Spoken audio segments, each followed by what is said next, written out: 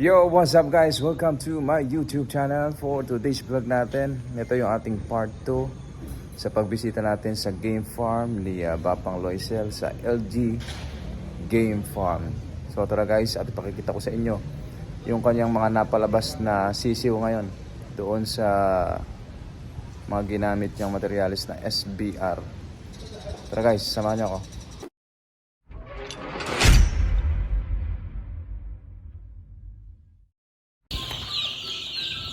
So ito pa pala mga katakam. Ito yung kapipisa. Mga ilang ba? Ala pa isang buwan, no? Ito 170 daw po ito lahat. Ayan. Tubig na tawag? Ito yung mga lahi ng SBR sweater na galing kay Esculin. Saka yung bulik na nanalo. Saka yung bulik na nanalo na nakadalawang beses. Ayan, no? Sulit. Napakaganda ng mga score nitong manok na to. Kaya yun pa rin ang ginamit ni Bapang Loisel. Yun na lang iikot yung kanyang mga palahi kasi ang ganda ng maging score nila, walang nalaglag. Matalisain, ma-SBR, ma-sweater niya panalo. Nakita niyo naman sa ating vlog. So ayan, ito yung mga magwawan. Bata pa lang, mahalata mo yung mga matitibay. Ito, magwa 1 month old pa lang. Pagka nasaksakan na ng vitamins ito, pwede na raw ilipat doon sa mga isang buwan na nandun sa pakawalaan. Mainam din kasi na nakakawala sila para mas masigla, nakakakain ng mga damo. Ito ang ginagawa nilang pakawalaan muna. Kapag bagong pisa, dito nila pinakakawalan. Mainam at hindi sila nahahanginan. Kasi pagka raw may hangin, doon nagsisimulang magkasakit ang manok. Nabubulutong, nasisipon. Kaya ito, kulob. Pinagawan pa ni Bapang Loisel ng isang buong kwarto rin. Daig pa yung kwarto namin ni Hiro. Ayan o. Walang hangin na nakakapasok. Ayan, may ilaw lang. Napakarami niya, no? 170 chicks. Itong papisa na ito. Tapos meron pa nakasala. Ito, na? 240 pa. Ayan. Baka pagka wala ng pambili ng patoka si Bapang Loisel, maisipan na magbenta ito.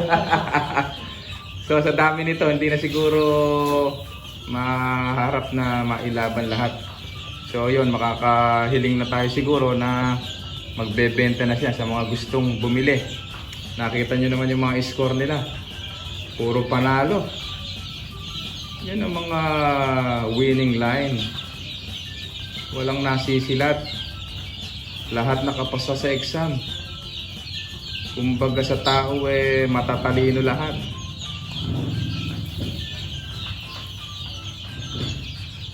Meron lang isa na medyo nahirapan, yung nakabitin natin doon, pero ganun pa man, nakapasa pa rin sa exam. Matindi rin siguro yung nakakalaban doon. Kasi halos lahat naman ng Texas ngayon, hindi na basta-basta. Hindi kagaya nung araw na pagka galing sa farm, talagang mas lamang kaysa sa mga backyard breeding. Halos magkakamukha na ngayon ng mga manok. Depende na lang sa pointing, conditioning. Depende na lang. Isa sa nakikita kong magaling na mag-pointing at conditioning si Patrick Antonio. Idol Patrick Antonio. Talagang tinututukan niya. Magaling sa conditioning.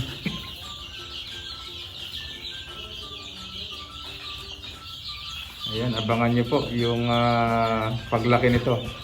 At baka makabili kayo kay Bapang Loisel. SBR, bulik, saka sweater. Meron din pala itong talisain. Ayan, yung mga itim na yan, SBR. Ayun, na papainit sa ilaw. Ito naman, mga bulik.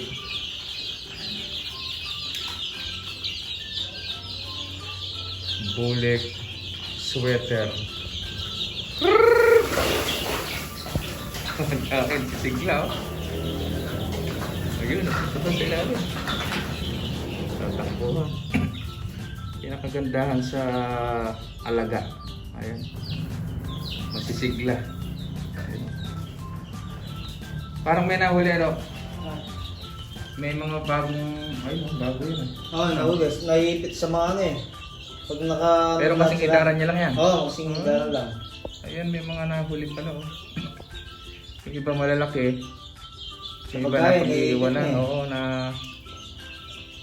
yung kung sino yung mga matatakaw at medyo malaki, yun ang mga tumataba. Yung iba naman, yung kagaya ng isa na yun, ayun oh. Ay, pag-iiwanan, lalaki na ng iba oh. Pero isang ano lang yan. Parang sa hito din ano? Pero Oo.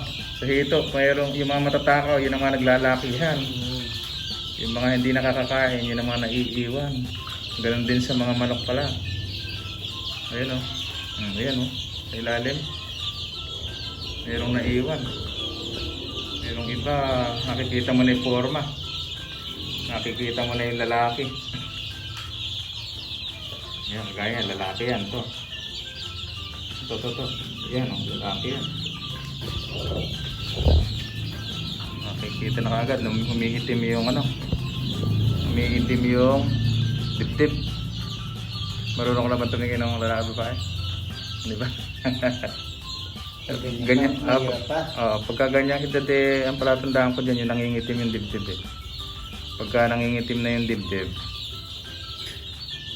yun yung mga lalaki.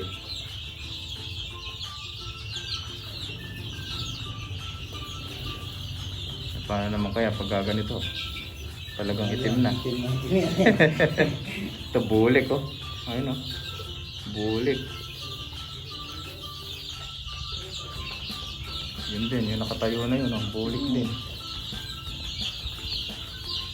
Ang galing yung ano, yung bulik, tapak-taray lang, nakadalawa na.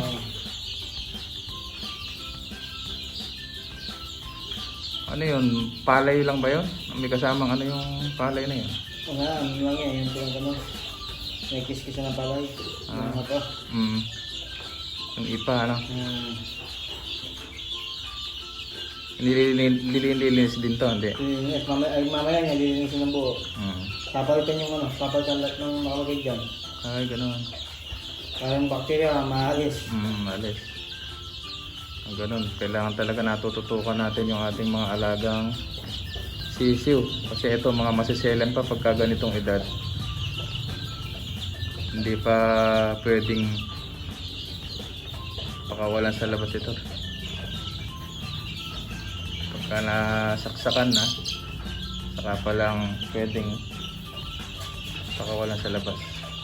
So ayan, kaya na muna natin silang kumain. So ayan, abangan natin mga katakam sa 240 heads na chicks na to. Baka paglaki nito, maisipin na ni Bapang Loisel na magbenta. Ayan. Wala nang pagtatalian nito pag sobrang dami nito. Kaya magbebenta na yan. So, dito meron pa tayo rin eh. Ayun rin.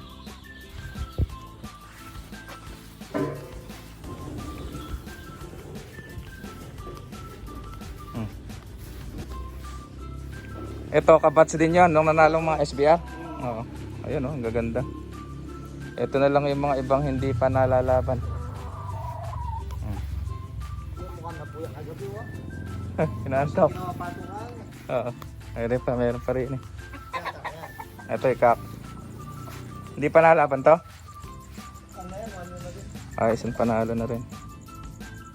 Anong linyada nito?